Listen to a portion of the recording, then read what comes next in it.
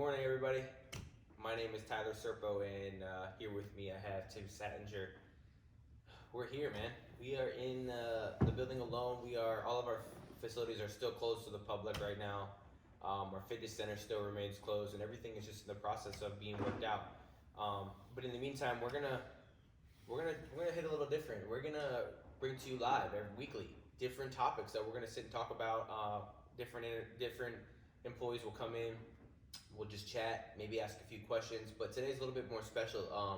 It kind of digs into a little bit of a relationship of Tim and I's, how we go back, and just really how his world revolves around in the community center. Because I know athletics is such an important thing about what's going on.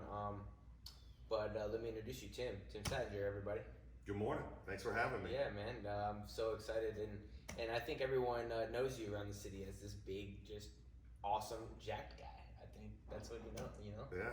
It's awesome. Well, there's that exclamation point on the awesome part, right? Yeah, absolutely, baby. We bring the pain around here. As in pain, I mean very good Vibes. very good vibes.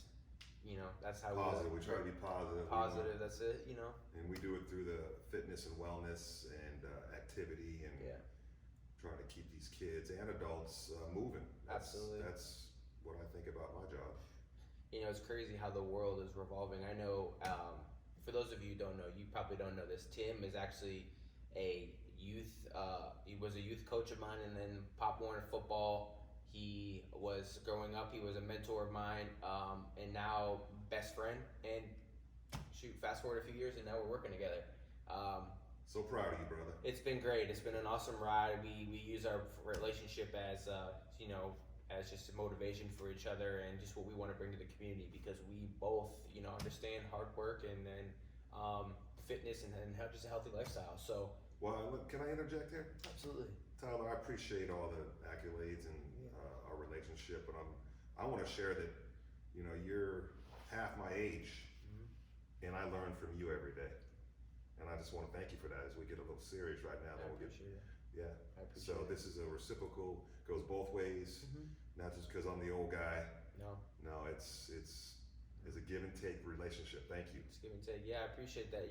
Coming and doing my job, what I've learned is that the people that you interact with, it doesn't even matter their age. I can sit and have a full-blown conversation with someone who's 5, 6, 7 years old, and then flip that and have an adult conversation with someone as older as I think the oldest person I've actually had to talk to was like 90 years old. So having those relationships really, it really just doesn't matter. I think it's each individual experience which makes it unique, and the ones that we've had that I've been lucky to have, it's been nothing but positive. So it's reinforced my life, and know that. Well, you're a positive person. We appreciate it, man. You brought so much Thank you.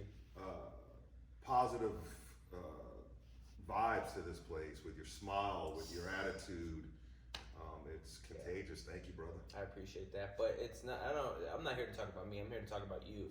You served this community for over 20 years. What is that? What is that like? What does it feel to someone who's walked the streets and just know that you've been a positive influence for over 2 decades now? Yeah, What is that like? that's a great question. First of all, I've seen a lot of change. Yeah.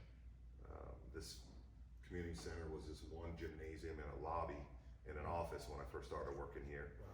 It was basically a place for kids to come, a safe place. That's the way I looked at it. A fun, safe place for kids to come. There was basically an outreach center, and we played ball, set up games for the kids, but mainly just develop relationships, sit down and listen and talk to young people. And kids know if you're listening, if you really do care. And through the years, I'm proud to say that I've developed a lot of friendships and close relationships with these young people, now adults, and now their kids are coming and their grandkids. That's the way I look at it. I just enjoy being around people and helping them as much as I can. Yeah. That's, like I said, that's amazing. I even feel it on such a small scale. Even the things that we do daily basis, from greeting people from the door and just how much that sticks the next time you see them. It's something that this job offers that really you can't really get anywhere else. It's priceless when I see someone in their 30s, 40s, and, hey, coach, Yeah. how you doing? And I'm very proud to be called coach. Yeah. It means a lot to me because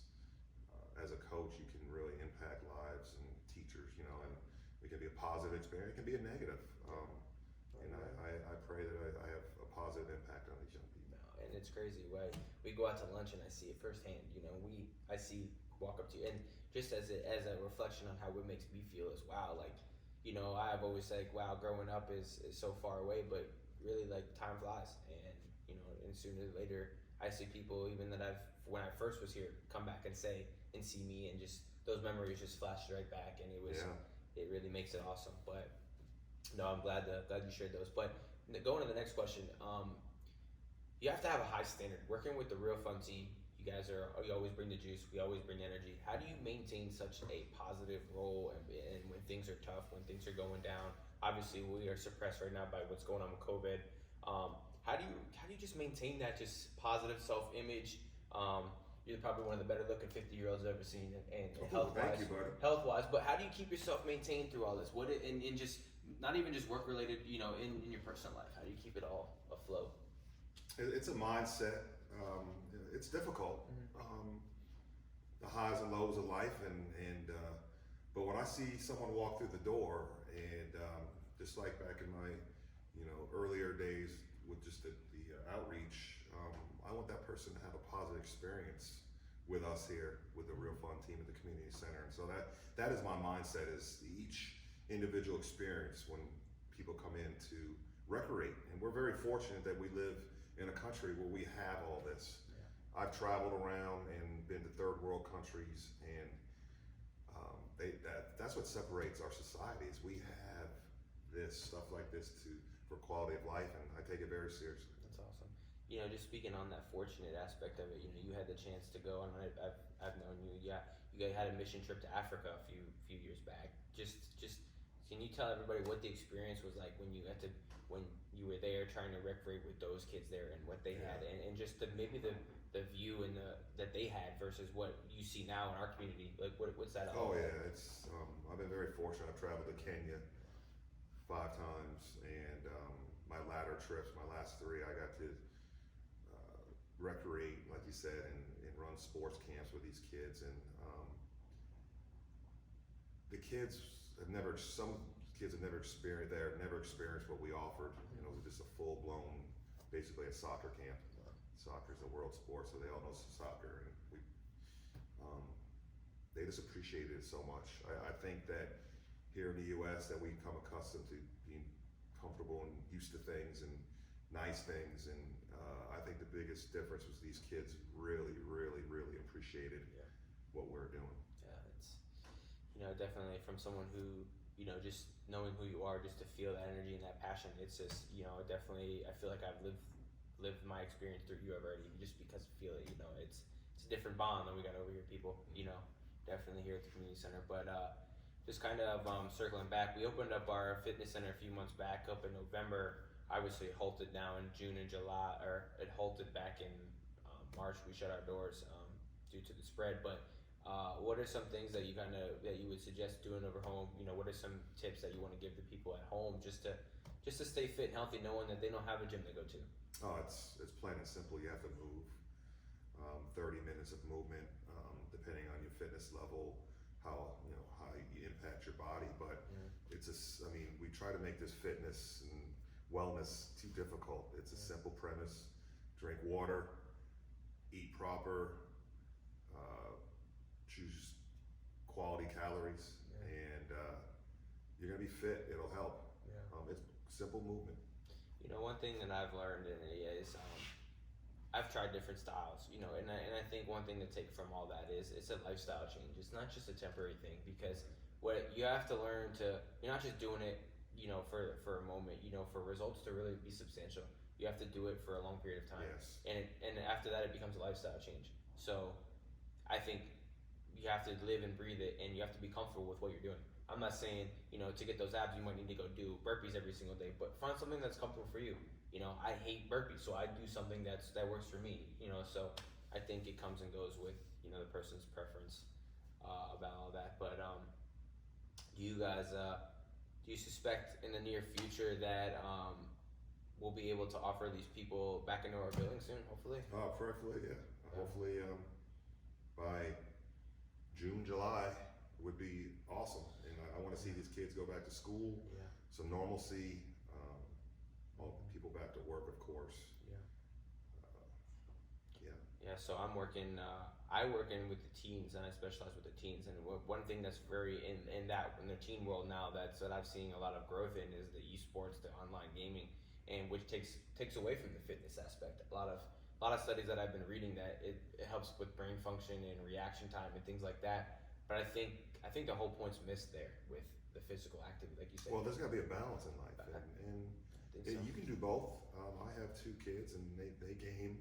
Mhm. But there's a balance. They have their Yeah. physical activity. They do their schoolwork and they play. They work out. I think it's everything in moderation. I think you just the amount of time that you're consuming, I think is fine. It's just as long as you're balancing it out with some type of physical activity. Absolutely, got to move every day. You're training your mind to go train your body. You got to train your gut.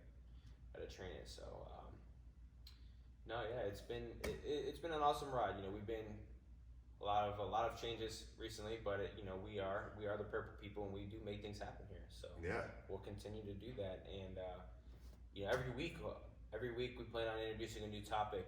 Next Wednesday, I believe we are going to launch the next episode of this, and you'll be able to find us and follow us on our Facebook page at Safety Harbor Recreation. Find us, like us, follow us, and you go ahead and every Wednesday there'll be a link to these videos, and you can tune in and watch. If you have any questions or comments, please leave them in the comments, but obviously the only positive ones, please. And I want to thank Tim for taking the time out of his busy day to Of course. give us a few words. It's definitely different than I'm used to.